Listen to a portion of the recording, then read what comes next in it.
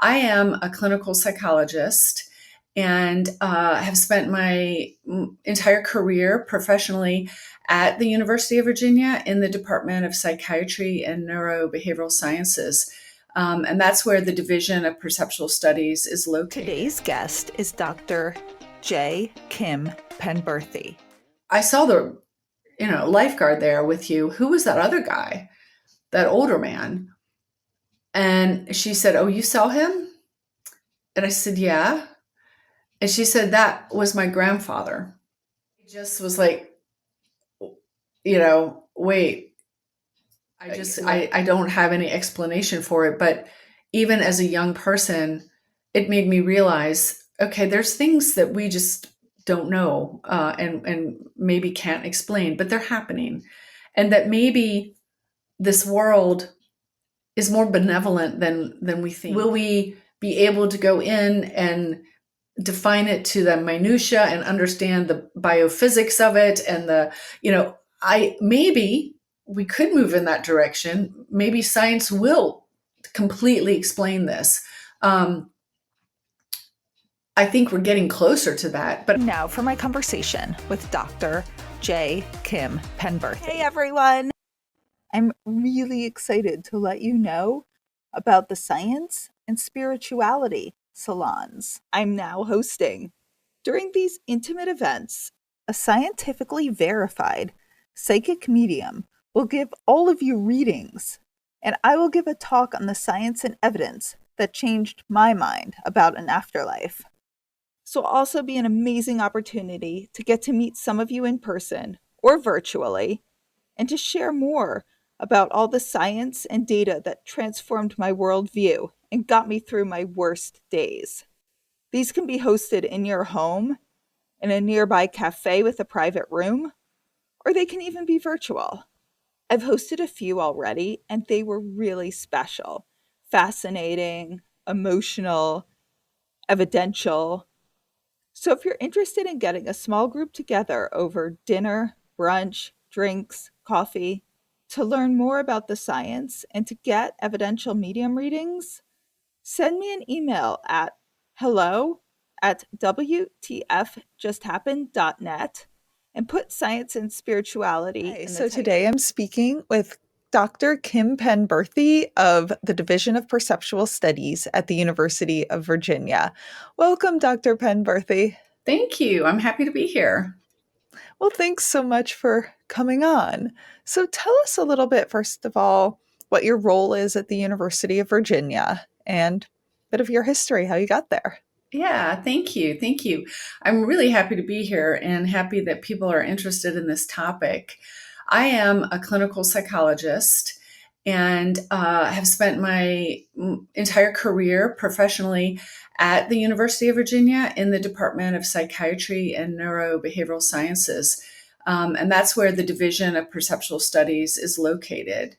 So I have been really fortunate to be able, in my work as a clinical psychologist, to see patients. So I work with patients. I also do research and I teach. And what I love about my job, and especially there at the university, is that my clinical work informs my research. And by that, I mean, I work with people and get to really speak with them about their real problems and what really works for them and what doesn't. And because of my background in sort of understanding things like altered states of consciousness, I also am very open to them exploring things that are a little bit strange that might have happened to them. And it's amazing when you're open with people and you're accepting and you invite them to share what they will share with you. And I think that has really helped me do better research. And the research has helped me allow me to help my patients more. So it's been wonderful. Well, how did you get involved in Division of Perceptual Studies in the first place? Right. Well, the interesting thing is that even before I knew about the Division of Perceptual Studies, I I had been interested in things like scrying, predicting the future, or people who felt like they had encountered spirits or had some intuition. I read all of Moody's books as a young person.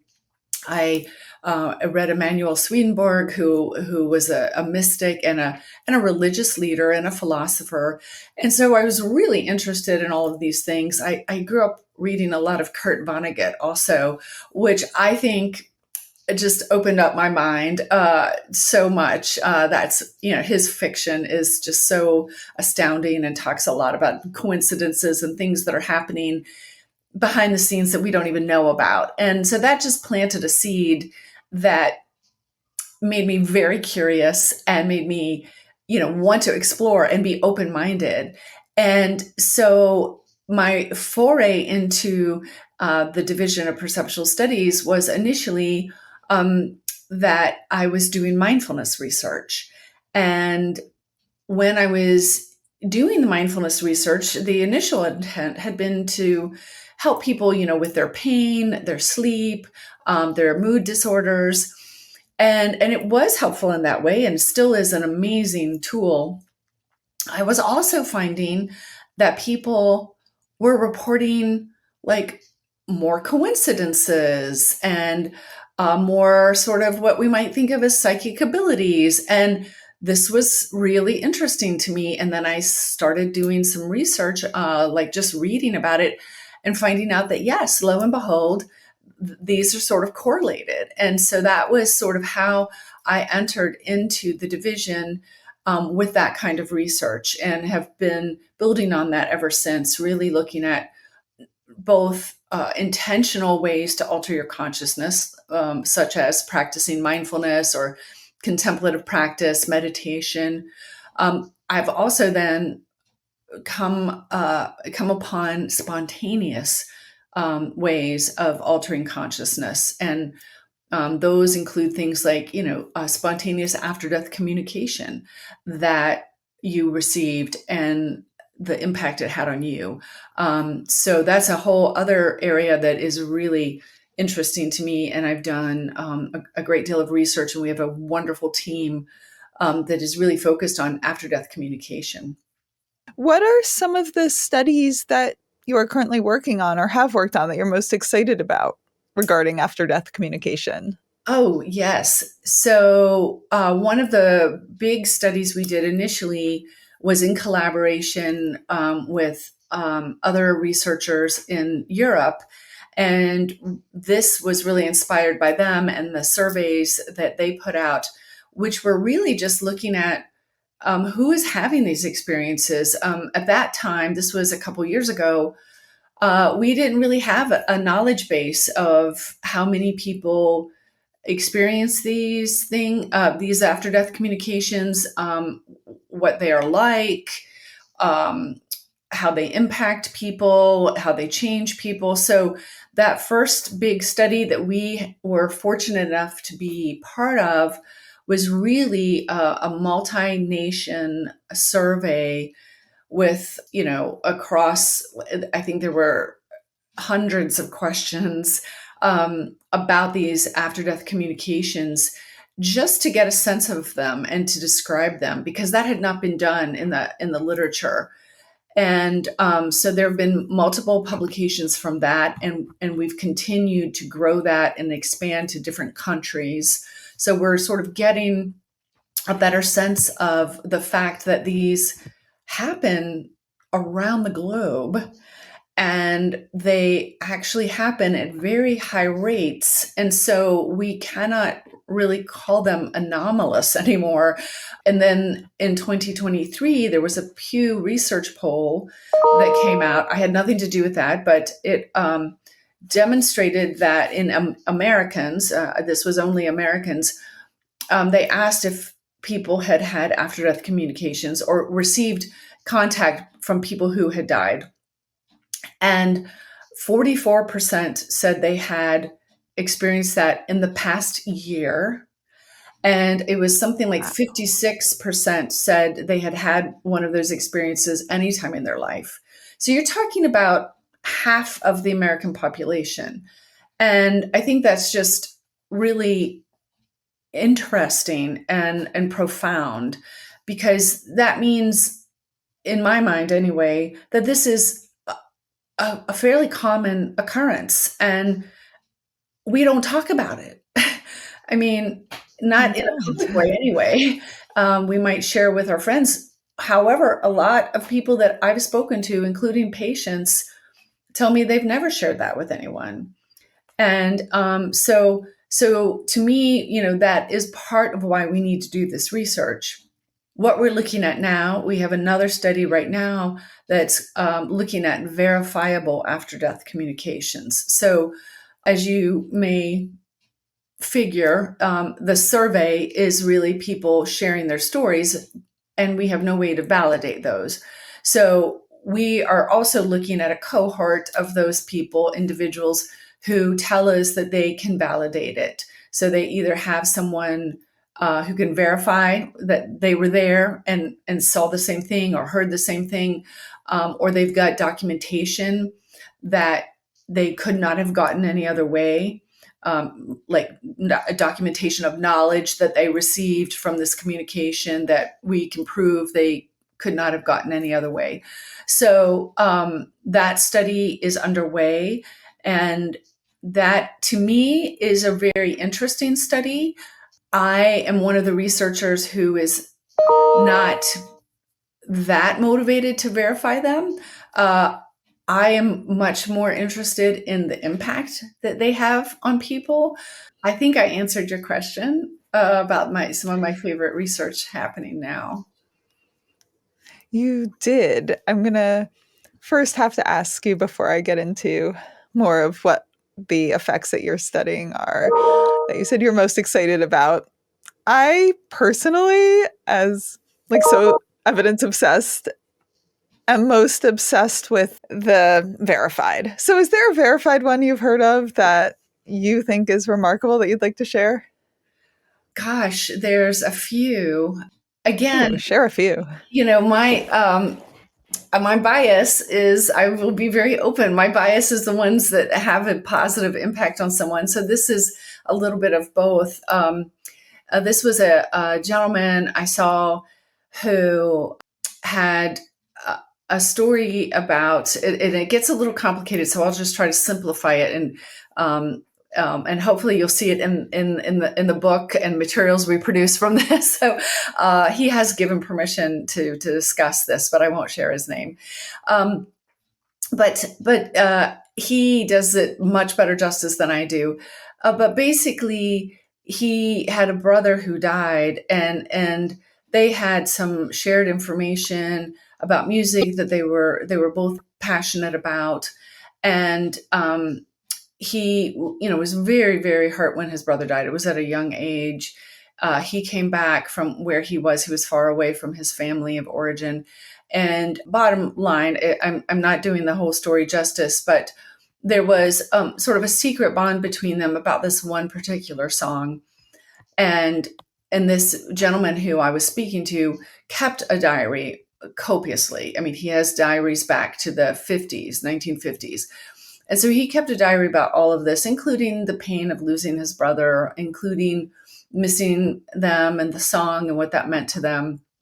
And when he returned home, he went to his brother's room, and that song was playing on the radio.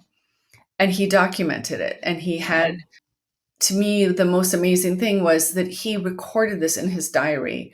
And so we have this lengthy diary of what happened and what it meant to him. And the odds of that happening are just so remarkable, that he really perceived that this was a communication. He really felt the presence of his brother. This was very specific music and very specific lines that meant a lot to him, that really, again, he perceived as contact. And it is just astronomically,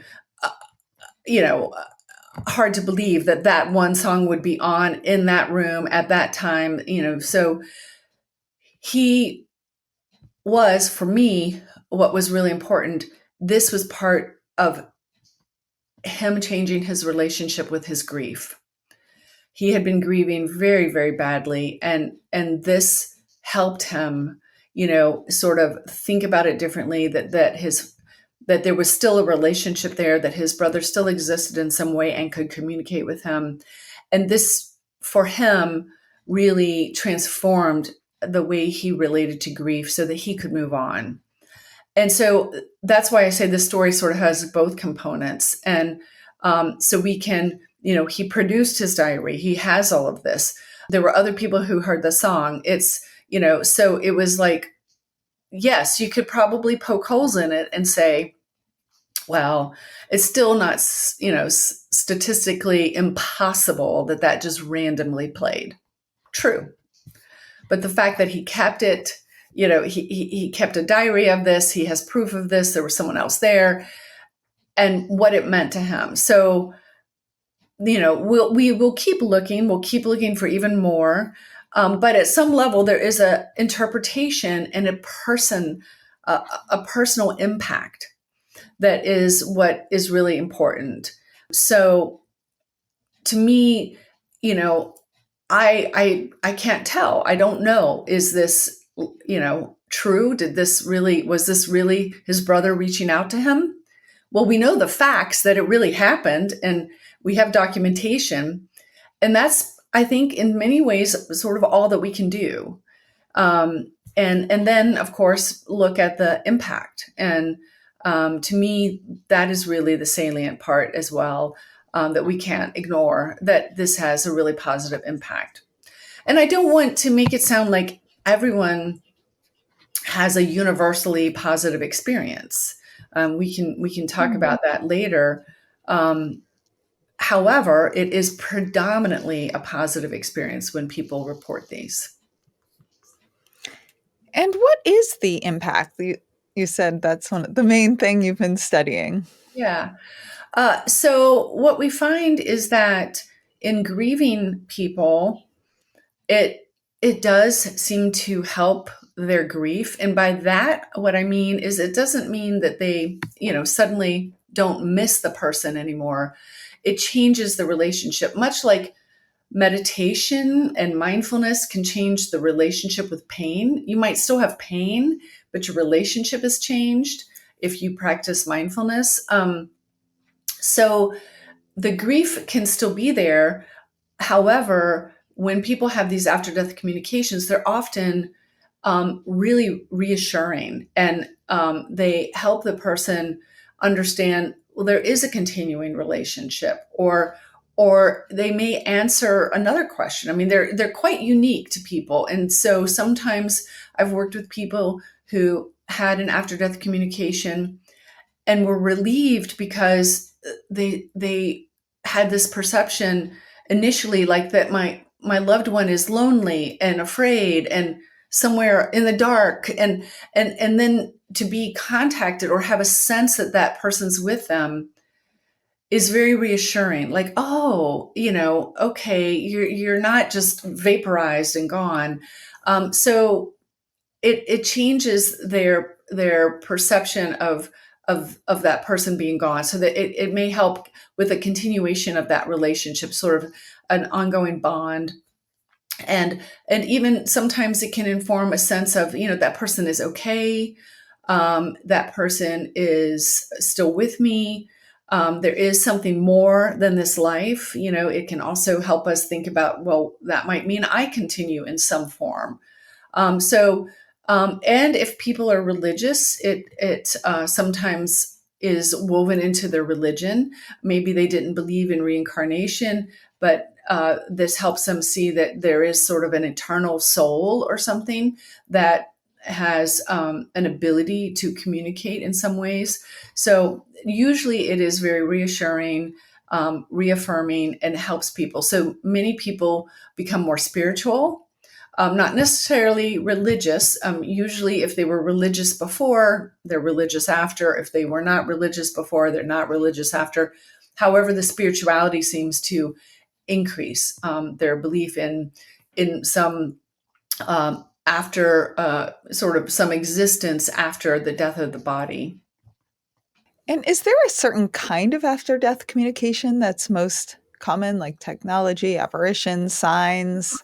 Yes, I mean, technology is one that is really interesting. There have always been sort of technology communications in the they mirror the technologies, of course, that we have. So, in the past, there might have been a technology of the bells ringing, in a home, because that's what you had, and now we are seeing people reporting text messages, Facebook posts, voicemails, things like that. So those are not the predominant version, but to me, it makes sense if this is sort of an energetic contact. If we're all energy, and this is the energy of that personality or that soul, they could present through in any energy form. We might see an increase in that. I don't know, but the predominant ones are going to be around contact, like either through dreams, or they're not really dreams. In most of the literature, the after death communications are really conceptualized quite differently than a dream.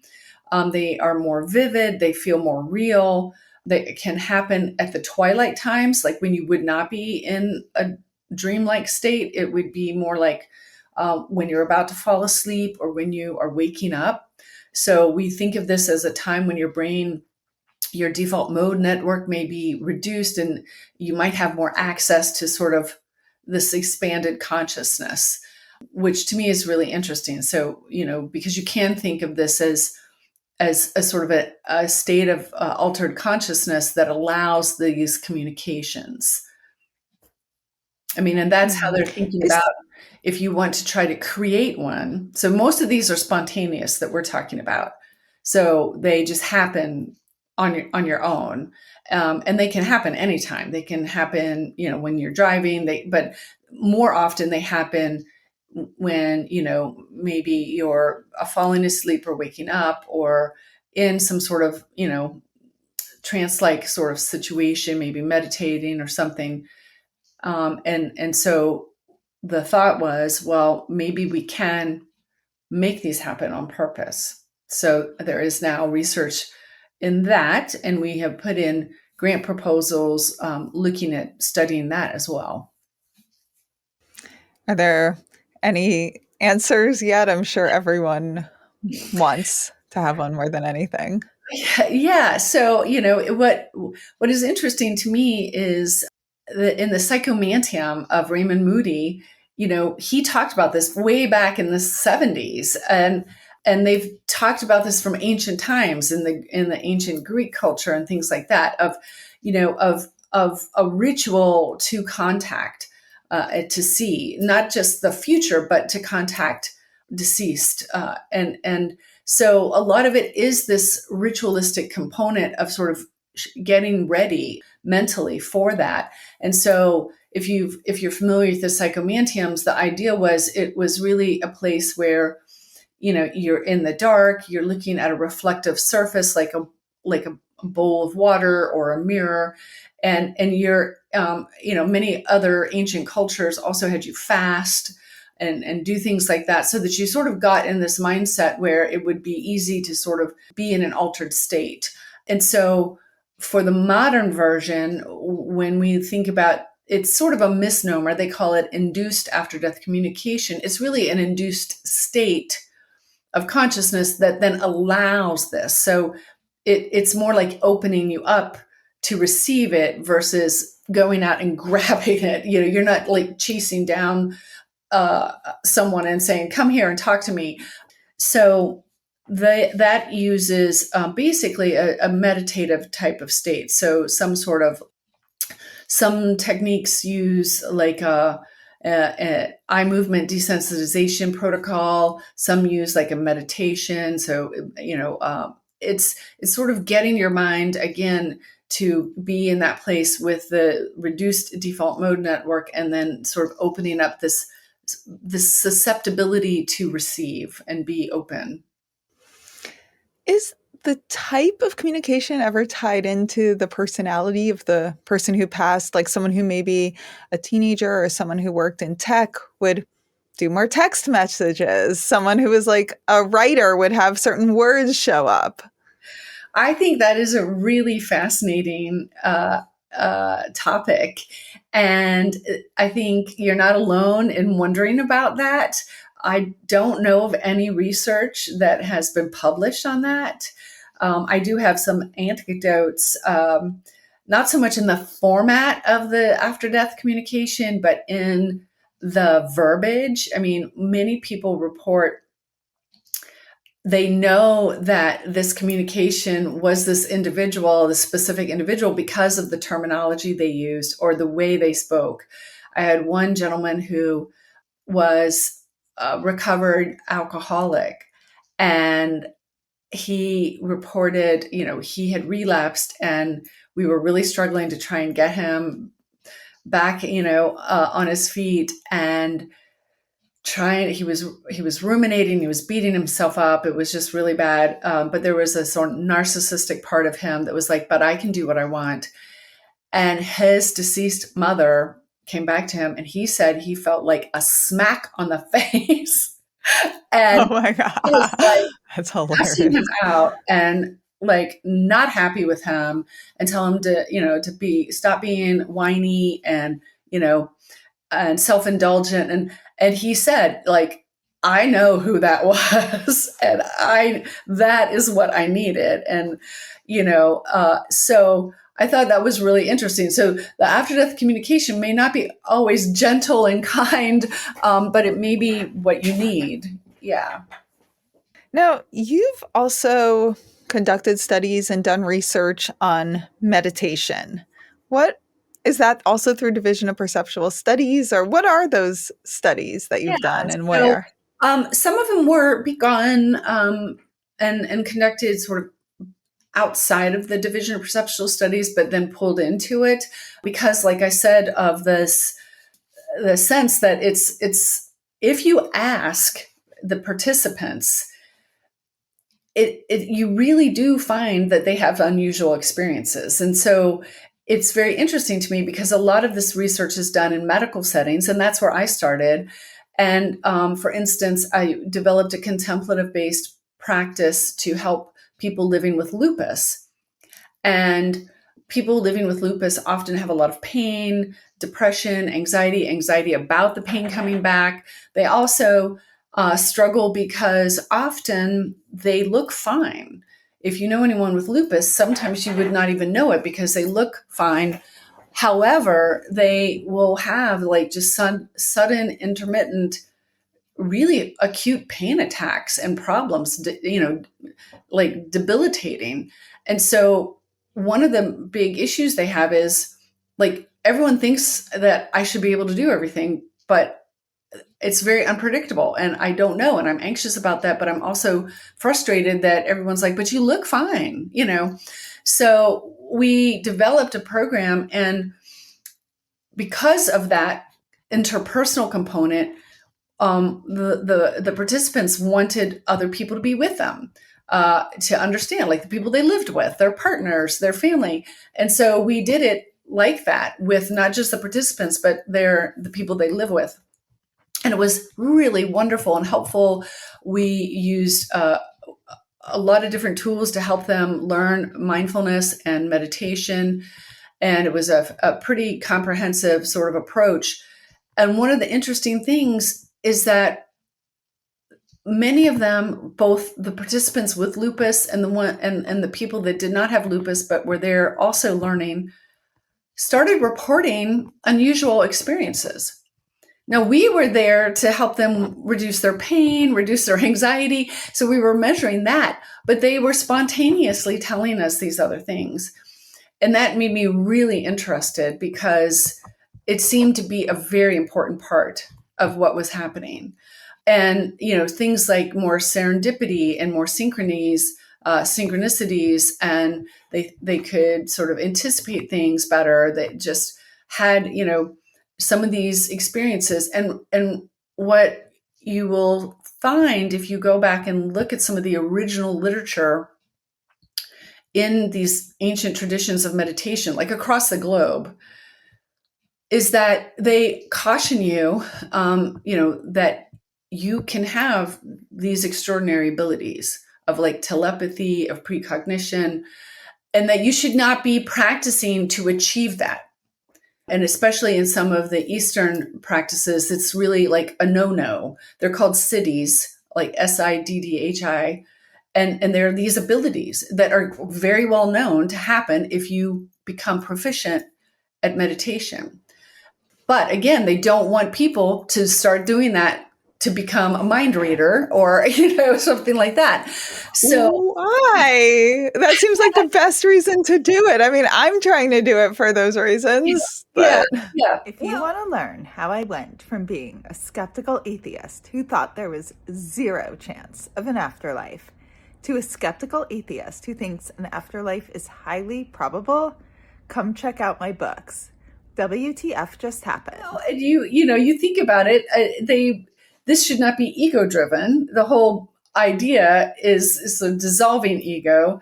And if you're like, well, I want to be able to predict the lottery winning tickets, that's probably not, a good reason.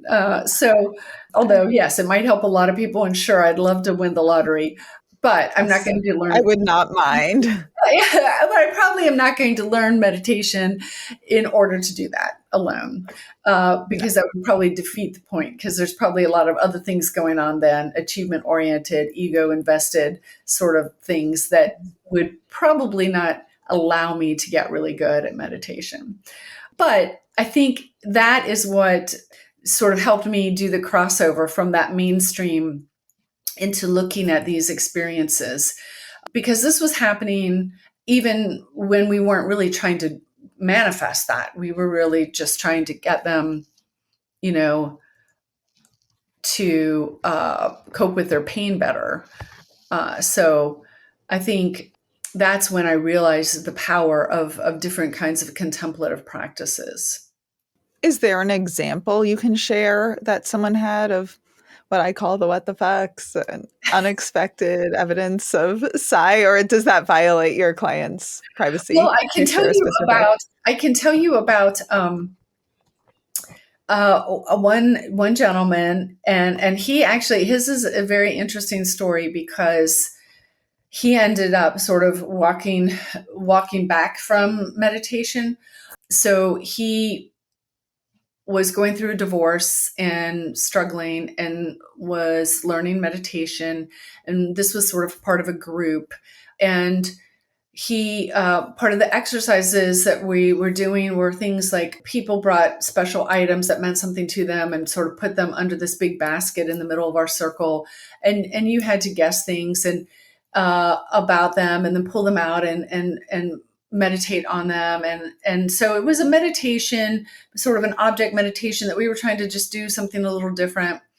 And he started picking up on other people's stories, like reading their minds, basically.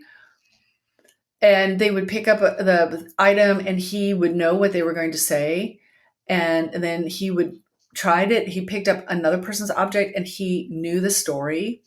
And this really freaked him out. And he was like, wow, this is powerful stuff. And so then he started meditating more and more and more. And then he realized he didn't want to go to work anymore. He didn't want to get up and stop meditating and eat. He did. So he was really concerned that he had tapped into something, and he had an addictive personality because he had been addicted to alcohol. And he just was really concerned, like, I don't know that I can do this without diving in and losing myself. And it spooked him how powerful it was, So he sort of walked it back and was able to do some meditations that that he felt like were less risky, to use his term. But eventually he sort of walked away from it altogether. And he's not drinking, but he's like just doesn't think that he can do it without sort of diving in head first. And it was really just one of those WTF times, like, oh my goodness, you are literally mind reading. You are literally picking up vibrations from objects and understanding somebody else's story. I mean, this is the stuff you see in, movies, but don't experience yourself. He's like, I'm just a regular person. Like, what is happening here? So, yeah, it's powerful That stuff. is, yeah, that is fascinating. Mhm. And I actually want to circle back Yeah. so we don't leave our listeners hanging. You said you'd discuss later that not everyone has positive after death communication experiences. What do you mean by that? Because that sounds a little intimidating, maybe, or frightening, Well, I think to be honest. there are sort of two versions, two paths, that I'm talking about. So one is the one you might think of as most obvious, that they have a communication that is unsettling, that is scary or unexpected. Um, Most of the time, we don't hear ones that are like where the after death communication is saying something negative to the person. I shared the one that I told you about where the person felt like slapped and was berated, but he interpreted it as that's what I needed, you know. Yeah, Um, that still some, seems loving, like his right. mom there for Some real. people have, experiences that they don't find helpful, or not necessarily. Usually, they're not going to report them to us if they're really hateful. But the most common is a negative experience, not so much from the actual after death communication, but from thinking that they are crazy because they don't know what happened. They're like confused. Like, what was that? Am I losing my mind? I mean, that's often the most negative that we get, is like, I think something is wrong with my brain because this happened to me. And when they understand, when there's education about it, then they understand, okay, you're not going crazy. You don't have brain cancer. You don't have, nothing like that is going on. But it is, alarming to some people because they've never heard of it, or they don't know what it is, or they think they're going, like, they're schizophrenic or something, and that is alarming to them. Sometimes, unfortunately, people have reported to me that they shared it with someone, like sometimes a healthcare provider or a clergy member or something like that, and they were not really thrilled about how the response was. So maybe they were looked at like they're a little bit out there, or someone said, I don't really know what you're talking about. That seems strange. That doesn't, or they were definitely told they weren't, not, that was not real. That was a wishful thinking. So that can be a, problematic also, and not feel good. Um, so that leads to another big area that we're moving into in DOPS, which is education, and really trying to reach out and let healthcare providers, clinicians, just clergy, know that these happen, and that we are scientifically studying them, that they happen enough that, it's worth knowing about. And not just after death communications, but other things like near death experiences or out of body experiences. So, some unusual things can happen with meditation. And I think many yoga instructors and meditation instructors know this, but physicians and clinicians don't always. And you also do work with people with terminal illnesses, either at the end of their life or approaching it. What work do you do with that, and what have you learned from that, or have been some experiences with that? I do work with both the families and the actual people. I mean, and this is really, some hard work. I am part of a team. It's certainly not me on my own. The beginning work with me was really on mindfulness, really helping people die in a mindful way, have what we call a good death, which is, approaching it, understanding it, not fighting it, not struggling. There's nothing worse than a bad death, either because of the family or because of the individual. And by bad death, I mean, especially in cultures where we don't talk about death a lot or we don't have rituals, there's a lot of denial, there's a lot of avoidance, there's a lot of desperate attempts at anything in the last days or hours of life to just medicate them or do anything or do extreme procedures, and often that's sort of like false hope for people that then end up just not really having any kind of quality of life at the very end.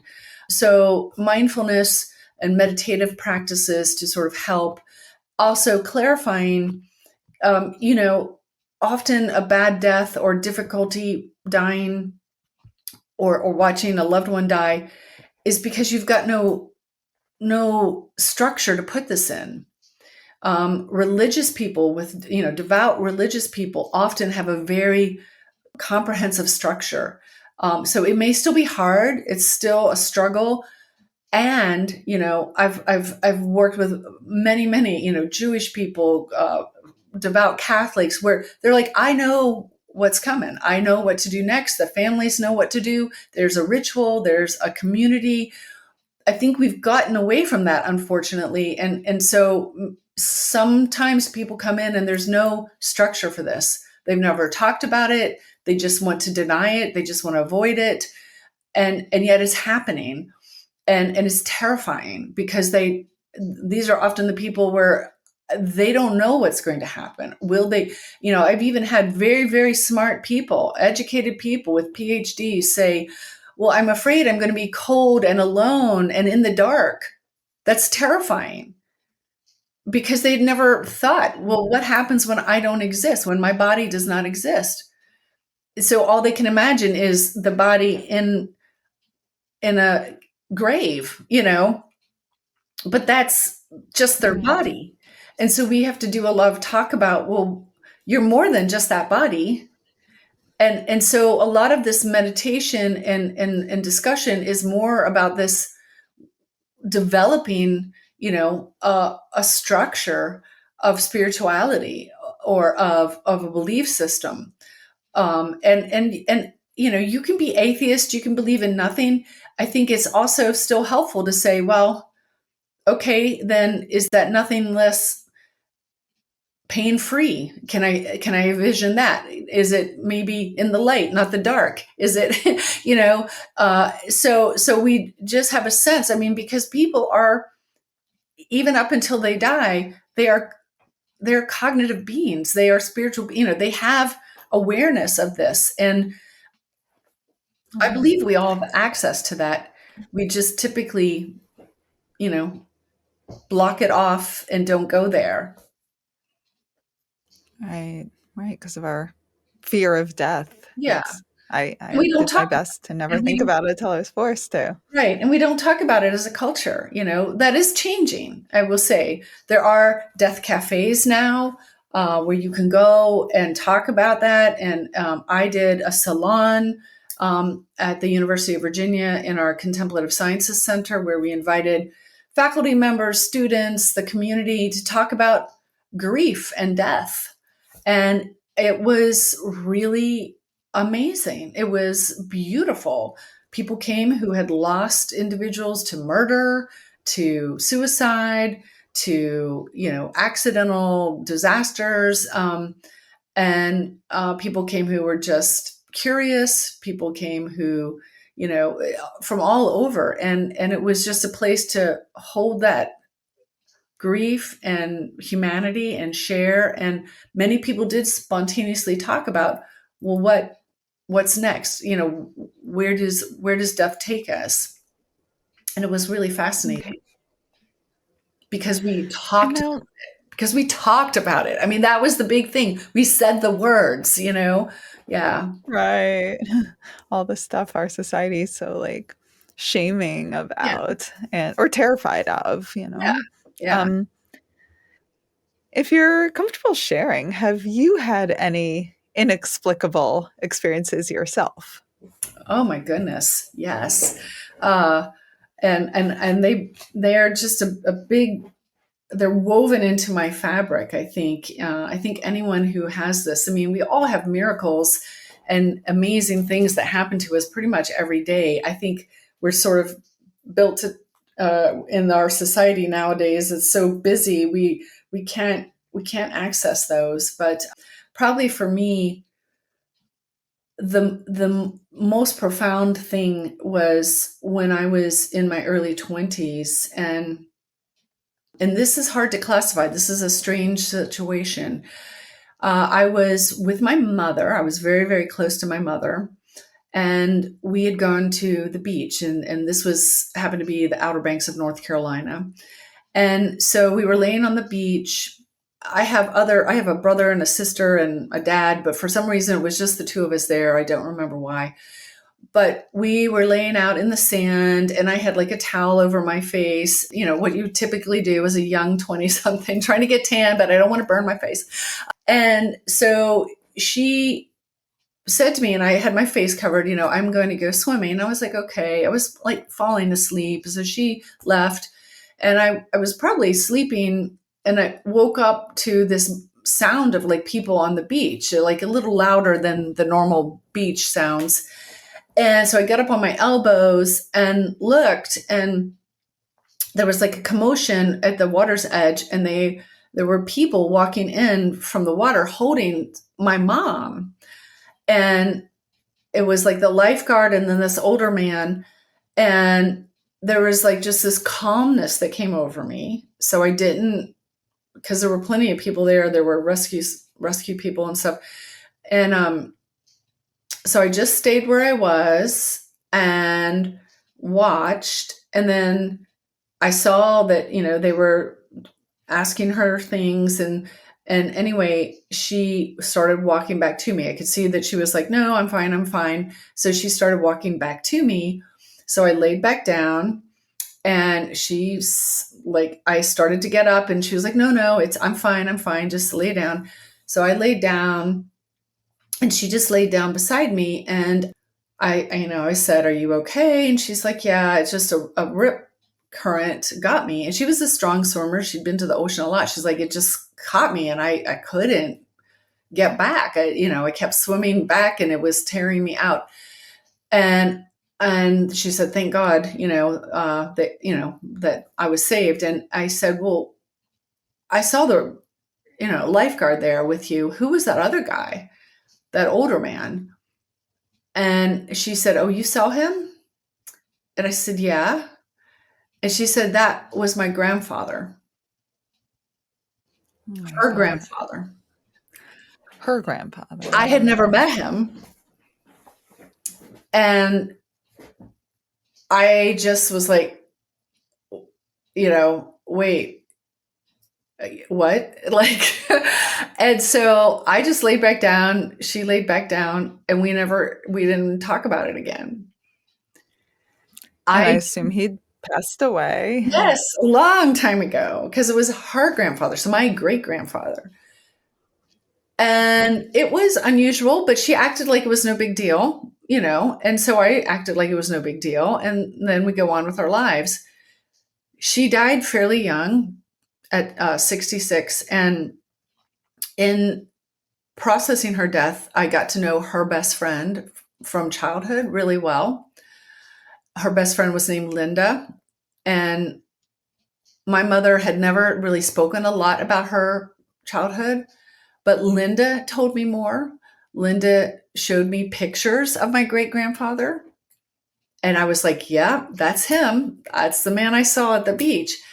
And Linda told me, well, your great grandfather, your mom's grandfather and grandmother basically raised her because of the difficulties in her home life. She was an only child, alcoholic parents, that sort of thing. and he just saved her. I mean, she was the apple of his eye. He's the one who made sure she was taken care of, everything. And when I told Linda, my mom's friend, about that, she's like, it doesn't surprise me at all. He would move heaven and earth to come and save her.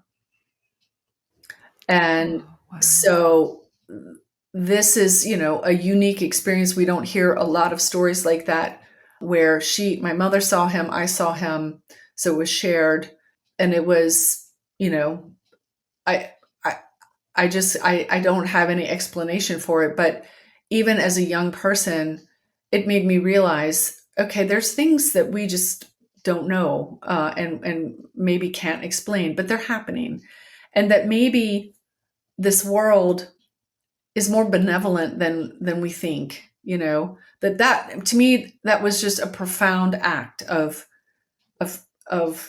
kindness, of love, of support, of life-saving energy. So I've always had that story from a young age, and that acceptance of it, that just, I think that was another part, that my mother just accepted it. It was not like we didn't have to go publicize it. We didn't have to freak out about it. We were just like, yeah, thank you, great grandpa. I was certainly grateful that she was okay. So that has had a profound impact on my life, because I really listen when people tell their stories. Because if I had shared that story, with a lot of people at that time, I think they would assume I was attention seeking, I was cuckoo, I was making it up. It helped me, I think, become a better psychologist, a better friend, a better researcher, to know that, there's things out there that are happening, and they are real to individuals. They are perceived by people who have all their senses, and we may just not be able to explain it. And that's okay. Yeah. That's an amazing, amazing story. And he looked real. He didn't look translucent. He looked the same as every other person on the beach. The only odd thing was like that he was literally dressed in like these, sort of baggy khaki pants and a button-up shirt that had short sleeves. And so he looks, I mean, it was sort of like, why would you go in the ocean that way? But you could just be an older gentleman walking on the beach in that outfit. It was a little odd, but it wasn't like he was in, I don't know, 17th century outfit or anything. So, Right. but yeah, no, I saw him totally. I mean, it and just as real as the lifeguard on the other side of her. And what would you say is the strongest evidence of an afterlife out there now? And how convinced are you that we survive? I mean, wow. What's interesting to me is thinking about people. I think and scientists specifically, scientist people, for some people, no amount of data is going to convince them. And so I don't know that we need to say we need to keep piling on data, because for some people, that's just never going to be, the premise is just inconceivable. I think from my point of view, we have data. Even one piece, that piece that I experienced, is data of something, and will we be able to go in and define it to the minutia and understand the biophysics of it, and maybe we could move in that direction. Maybe science will completely explain this. I think we're getting closer to that, but I do think there is some sense of an energetic piece of us that exists outside of our bodies, especially after our body dies, and potentially even when it is alive. So that that statement that the universe is energy, we are energy, And I think we just are limited right now in our understanding of that energy and what that means. And maybe, who knows, Nikola Tesla maybe tapped into that and was a genius or a time traveler or something. And maybe we will gradually get back up to that knowledge level that he had. But right now, I think we have a good amount of data to show that we extend beyond this physical body in different ways. In precognition, the studies are there that are pretty solid that we have precognition, at least some capacity. There are studies that we can get out of our body and observe ourselves from outside our body. And in my mind, just the fact that one person can do that means that we probably all have that ability, because we're sort of all built the same. But I do think there's going to be people out there who just will never accept that. And we need to cater to other things than those folks, perhaps. So the evidence is so strong. And one of the questions that always bothered me early on was, scientists believe evidence or follow the evidence. If the evidence is so strong done at DOPS and everywhere else, why are so many of really smart scientists, skeptics, still say there's no afterlife or no psi? I think because it goes against what they've been educated. And for many of them, that's too big of a leap to sort of rewrite their own knowledge base. And I think we need to find ways of presenting it so it's not an either or, that it's more of an augmentation, because I think that's what the science is showing us. It's not that that is wrong and this is right. It's that, well, that was the beginning model, and now we're augmenting and adding on to it. And I think if we can learn, be more effective in presenting it that way, we may bring some folks into the fold. Yeah. Right. And then, is there anything I haven't asked you that you wish I would? Anything you'd like to share? Of course, No, I'm I'm just going to also ask you to. I'm so excited that you're doing this, that you're sharing this information, and I really thank you for your efforts. It's important. Oh, I thank you, because I could not have made it through the darkest, earliest days of my grief without DOPS. So, Oh, I knew I bless could do that when I met you, and it was like my rock. So you. then, very last, yes, where can our listeners find you, follow you? You mentioned a book is going to be coming out. Let us know when our listeners can find out about all of it, both That's you right. and the research at I DOPS. think, just searching for DOPS at the University of Virginia is all right there, and we would welcome you. So thanks. To get more information on what the fuck just happened, go to WTFJustHappened.net. There you can order my book, WTF Just Happened, A Sciencey Skeptic Explores Grief, Healing, and Evidence of an Afterlife. You can learn all about how I came to conclude that there most likely is an afterlife, but you can also learn about the early stages of my grief and the amazing, fascinating people I met along the way. You can read about how much I harassed the mediums and scientists trying to get evidence to see if the mediums were cheating and see if what everyone was saying actually was true. You can also subscribe to our newsletter to stay updated on any new developments and any interesting new what the fuck updates.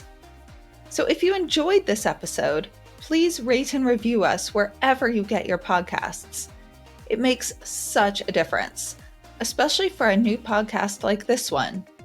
And if any of you have had a crazy what the fuck yourself, have any questions, feedback, or just want to say hey, reach out on either Instagram at WTF_just_happened_, or email me at hello@WTFJustHappened.net. I love hearing from all of you. It makes my day hearing your stories and questions and feedback and all of it. And remember, you don't have to draw any final conclusions as you wonder, what the fuck just happened?